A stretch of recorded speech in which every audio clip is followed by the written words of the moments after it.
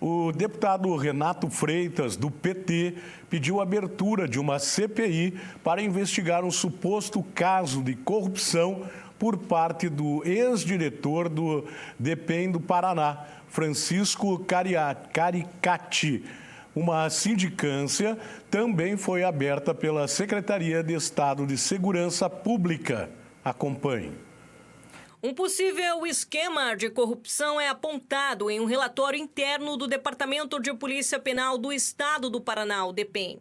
Segundo o documento, duas partes envolvidas, um traficante e o chefe do órgão na época, Francisco Caricati, que comandou a instituição de 2018 a 2022. O traficante em questão era quem comandava uma das facções que atuam no Porto de Paranaguá.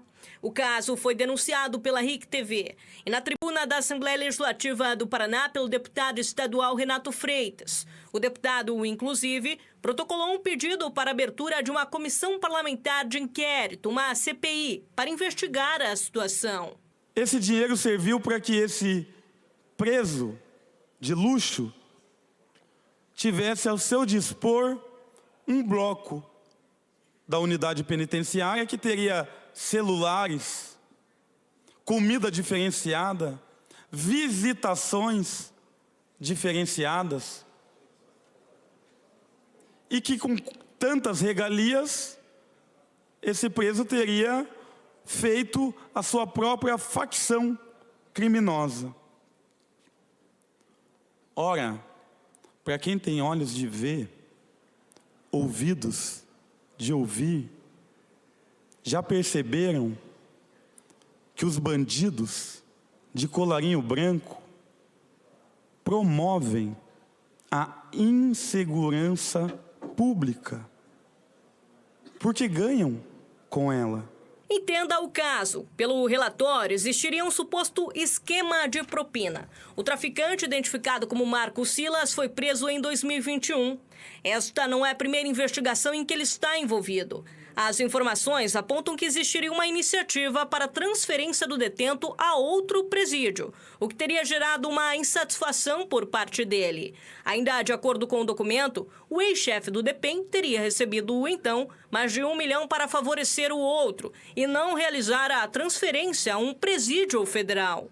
A Secretaria de Segurança Pública do Estado do Paraná abriu uma sindicância para apurar os fatos. Serão investigados os relatórios e as partes ouvidas. A abertura dessa sindicância ocorreu no dia 13 de maio, com 15 dias para a conclusão.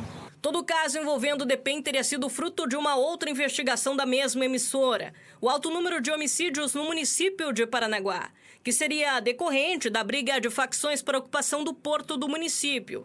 Em nota, a defesa do ex-chefe do DEPEN e atual diretor da Secretaria de Justiça e Cidadania do Estado do Paraná afirma que o documento apresentado em reportagens já foi objeto de investigação pelo Judiciário, não sendo conclusiva a existência dos fatos narrados, e que até o momento não há nada que desconsidere a atuação do delegado.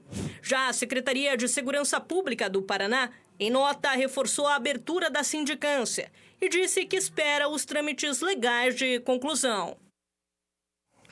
É uma situação grave e recorrente aqui na cidade de Paranaguá. Até quero chamar o Rafael, que está por aqui também, mais uma vez. Tudo bem, participando Toninho? com a gente. Boa tarde a todos.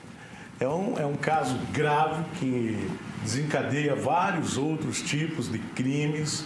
Aqui também na cidade de Paranaguá, é óbvio, né, Rafa? Tony, é o seguinte, licença, boa tarde para você, boa tarde a todos aí. O assunto de tráfico de drogas, infelizmente, ele é recorrente aqui nos nossos telejornais, né? A gente começa o dia no Bom Dia Litoral falando disso, na hora do almoço com o Tony também, e a gente acaba fechando muitas vezes o dia falando de casos de tráfico de drogas. O Porto de Paranaguá sempre está nessa rota, né?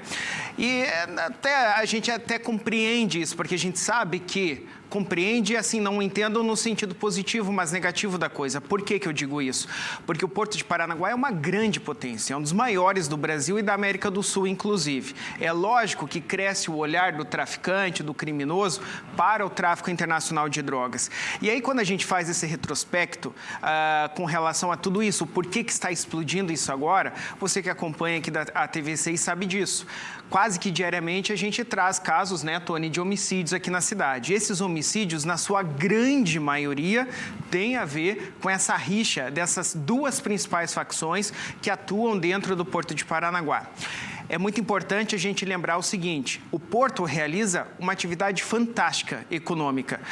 A atual administração, inclusive, faz um trabalho que vem resultando em recordes atrás de recordes. A gente vem noticiando isso também. E como é bom a gente noticiar isso, né, Tony? Porque o Porto de Paranaguá é um dos maiores empregadores aqui do nosso município e da nossa região.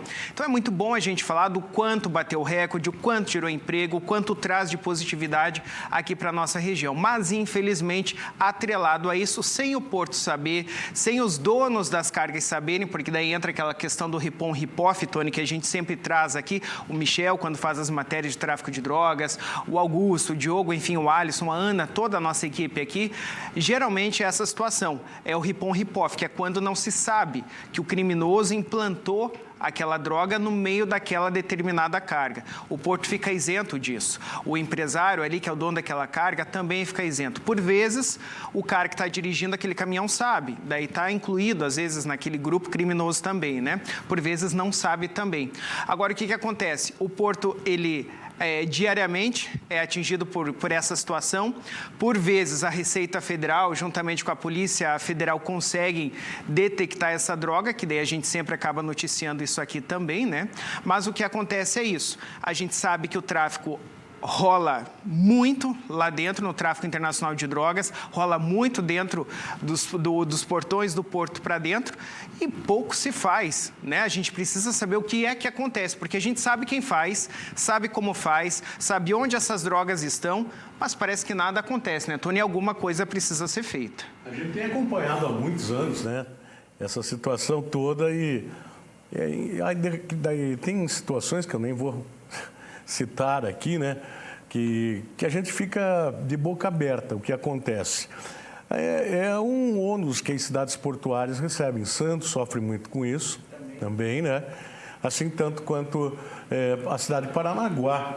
Só que aqui, além da parte do portão para dentro, do portão para fora também, né? Porque daí nós temos o tráfico interno aqui dentro, o caseiro, e a disputa por pontos, a disputa por poder e também pelas dívidas, que o traficante sempre diz, o traficante até vende fiado, mas ele te diz, eu quero amanhã, tal hora. Né? É 10 horas da manhã que tem que pagar 10. 10 e 1 você não vai pagar mais, porque você vai estar morto. Entendeu? E isso acaba desencadeando inúmeros crimes aqui dentro da cidade de Paranaguá e que assusta a população. E ainda mais, Rafa, só para concluir, agora a gente está tendo um problema maior ainda, que são os acertos de contas em via pública, em locais públicos, à luz do dia. Nós já tivemos aqui em praças, avenidas e gente inocente que acabou sendo atingida também por esses disparos, né?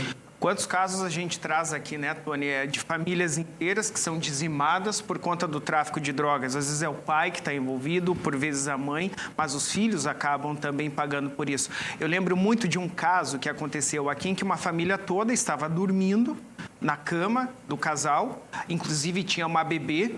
Todos foram mortos. O casal tinha 2 filhos, Tony, eu não sei se você vai lembrar desse caso, mas o menino, a criança que era maiorzinha, tinha menos de 10 anos, conseguiu fugir para pedir ajuda. Mas quando voltaram para casa, o menino com ajuda, pai, mãe, a irmãzinha, a bebezinha, estavam todos mortos. Então, assim, é um caso, esse caso todo aí que está agora, né, investigando esse caso de corrupção dentro do DEPEN, que é o Departamento Penitenciário aqui do nosso estado, ele é porque ele estourou agora porque chamou a atenção esses casos todos de homicídios que acontecem quase que diariamente aqui na região. Na imprensa lá de Curitiba, que é a emissora RIC TV, parceira nossa, inclusive, chamou a atenção do pessoal lá e eles começaram a fazer, primeiramente, uma série de reportagens meses atrás, falando dos crimes de homicídio aqui na região. Depois disso, começou a surgir ali o sinal de alerta, né? Poxa, mas por que acontece tanto caso assim de homicídio aqui em Paranaguá? E eles lá começaram a investigar, coisa que a gente faz aqui também diariamente, trazendo esses casos todos de homicídios aqui. Até que se chegou nesse chefão do tráfico de drogas, ele foi preso numa clínica de estética em São Paulo, porque ele queria mudar a estrutura do rosto dele para, numa tentativa, né, Tony, de não ser identificado. De lá foi preso, está atualmente num presídio do Mato Grosso, no estado do Mato Grosso. E lá ele conseguiu converter uma situação, então, para que ele tivesse benefícios juntamente aqui ao sistema penitenciário paranaense, para que ele não fosse transferido, por exemplo, para que ele tivesse lá regalias dentro do presídio, como, por exemplo, o acesso de tecnologia, telefone e celular, para que ele pudesse, lá de dentro da cadeia, continuando aí a movimentar, a administrar todo o esquema bilionário dele de tráfico de drogas, né? E daí acontece que acabou caindo aqui para Paranaguá. Temos o caso também de 2 irmãos gêmeos lá de Guaratuba, policiais militares, que são mergulhadores e que também foram ludibriados, entraram no crime, estão presos até hoje, se não me falha a memória, porque por serem exímios mergulhadores, esse grupo criminoso, esse cartel aí do tráfico internacional de drogas contratou esses irmãos porque eles mergulhavam, recortavam o calado do navio, introduziam a droga com o navio lá no porto, quando estava atracado, e depois a droga era mandada para fora. Então, assim, são tantas formas de se mandar a droga para fora, e é um crime tão complexo, né, que é difícil até da gente, quando vai tentar explicar para as pessoas, passar essa informação para a população, é difícil, porque realmente é muito cheio de detalhes, de membros, né? E algum tipo de benefício, algum tipo de proteção existe. Eu acho que essa investigação vai chegar nisso. Tanto é que a RIC, ela está proibida ainda na Justiça de trazer o último episódio dessa série de reportagens, que é o episódio em que vai se trazer os nomes, todos, dos responsáveis, daqueles que foram, então, dito comprados pelo tráfico internacional de drogas para facilitar a vida tanto do chefão do crime quanto dos andamentos todos do tráfico internacional que acontece no dia a dia, né? Todo aquele dia a dia do crime. Tá bom, então. Vamos continuar acompanhando. Com toda certeza. Muito obrigado, Rafa.